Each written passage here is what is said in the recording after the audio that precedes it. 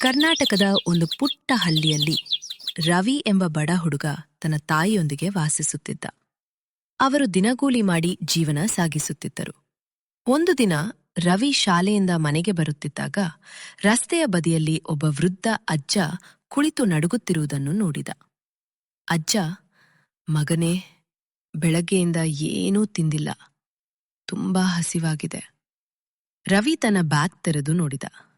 ಅವನ ತಾಯಿ ಕೊಟ್ಟಿದ್ದ ಒಂದು ಟಿಫಿನ್ ಮಾತ್ರ ಇತ್ತು. ರವಿ ಒಂದು ಕ್ಷಣ ಯೋಚಿಸಿ, ರವಿ, ಅಜ್ಜ, ನೀವು ತಿನ್ನಿ. ಅಜ್ಜ ಆಶ್ಚರ್ಯದಿಂದ ನೋಡಿದರು. ಅಜ್ಜ, ಆದರೆ ನೀನು? ರವಿ, ನಾನು ಮನೆಗೆ ಹೋಗಿ ತಿನ್ನುತ್ತೇನೆ. ಅಜ್ಜನ ಕಣ್ಣಲ್ಲಿ ನೀರು ತುಂಬಿತು. ಅಜ್ಜ ಊಟ ಮಾಡಿ ರವಿಯನ್ನು ಆಶೀರ್ವದಿಸಿ ಅಲ್ಲಿಂದ ಹೊರಟರು. ರವಿ ಖಾಲಿ ಹೊಟ್ಟೆಯಲ್ಲೇ ಮನೆಗೆ ಹೋದ.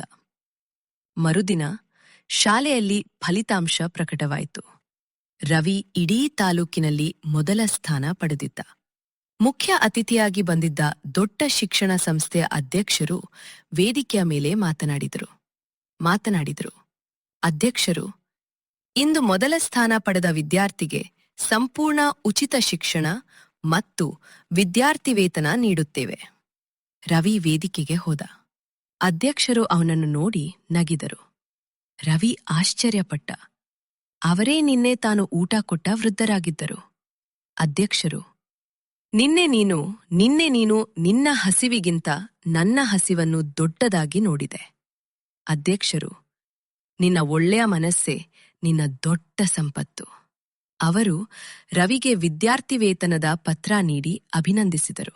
ನೀತಿ: ಒಳ್ಳೆತನ ಎಂದಿಗೂ ವ್ಯರ್ಥವಾಗುವುದಿಲ್ಲ. ನಾವು ಮಾಡಿದ ಒಂದು ಸಣ್ಣ ಸಹಾಯ ಒಂದು ದಿನ ದೊಡ್ಡ ಆಶೀರ್ವಾದವಾಗಿ ನಮ್ಮ ಜೀವನಕ್ಕೆ ಮರಳಿ ಬರುತ್ತದೆ. ಸಮಾಪ್ತಿ.